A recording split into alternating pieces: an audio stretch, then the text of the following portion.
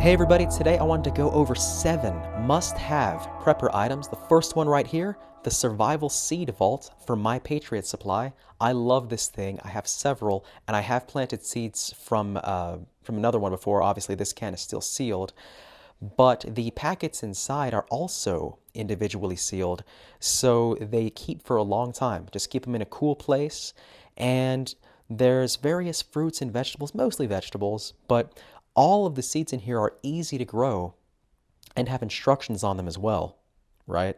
So you don't have to be an expert. You just need some water and some good fertile soil, maybe a little fertilizer, and you can grow some fruits and vegetables. Uh, Whether it's in your backyard or if you have a couple of acres, then you're all set. And it's great. So first of all, we've got zucchini, which is, moderately calorically dense. We've got onions, we've got tomatoes, and these things, obviously they're not rich with calories, but they make a great side dish if you maybe go fishing or hunting or something, or if you have hens, maybe with some eggs. That's a great meal right there.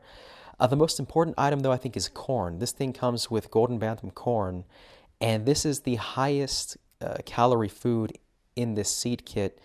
Uh, a corn on the cob has about 200 calories, which is a lot for a vegetable. Most vegetables have much less than that. So you can really get some serious energy from corn.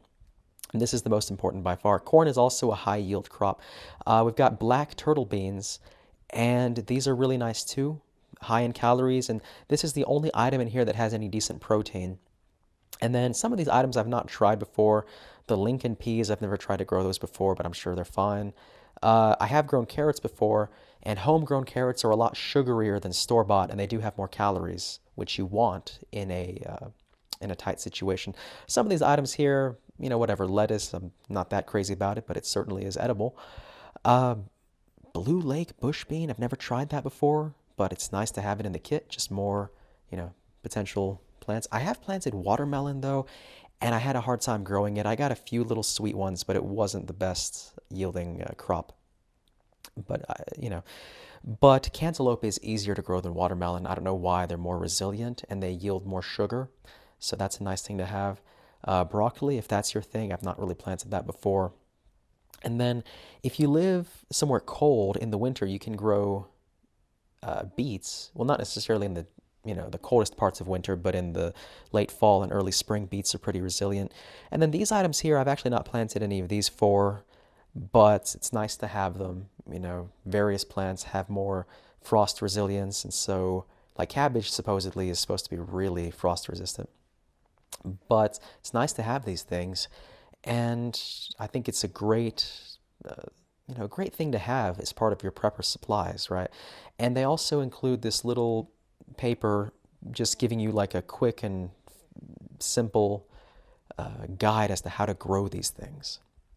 Because, let's be honest, the vast majority of us don't have any agricultural experience. It's not like the old days where the majority of people lived on farms. Now the majority of people live in the suburbs or the city. Item number 2, a bore snake for your rifle or your pistol.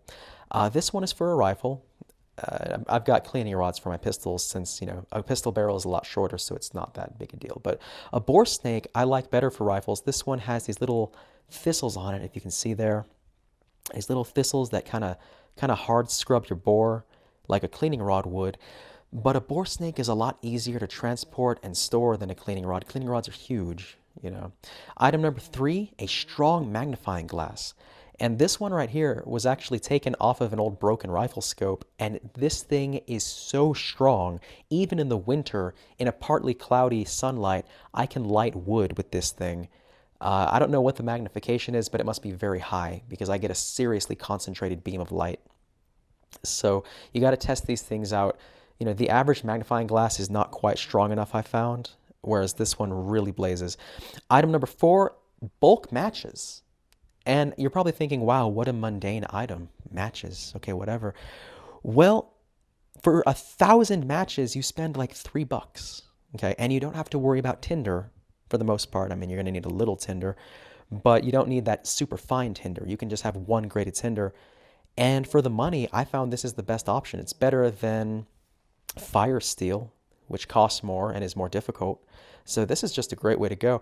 Item number 5, the Ontario 6145 Machete. I did an entire video on this because it is such an important item. This thing provides you with fuel, right? You can chop wood with it, and it's 20 bucks. Made in America. And it's really good quality. For 20 bucks? Are you kidding me? This thing is like 2 feet long. I mean, the blade, I think, is 18 inches plus the handle. And this thing just harvests wood like nothing.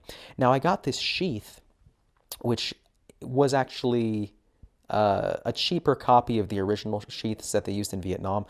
This Rothco sheath was made in China, I believe. But the blade that I've got here is made in America. And overall, this system works great. And I get a lot of use out of it, a lot of fuel from it. So I can't recommend it enough. It's just so vital, in my opinion. The machete, I think it's in some ways even more vital than an axe. Also, a USGI stainless Canteen kit cup. I don't know if I say that right. These butterfly Canteen cups that used to be standard for the U.S. military. Now, I mean, they use more like MREs. But I like these cups because you can heat food with them. As you can see, this one is carbonized because it gets a lot of use. Look how carbonized that is. This thing used to be shiny. The inside is still shiny, though. And it's got so many uses. And that brings me to my last item, a stainless cooking pot. And this item, I think, is so underappreciated because if you've got any cooking pots with plastic, like on the handle, that plastic can melt very easily. And this pot is vital for the most important thing that I think you should store food-wise, and that is white rice. Because white rice has like a 30-year shelf life as long as you keep bugs out. So I'm going to talk more about that, though, in a future video.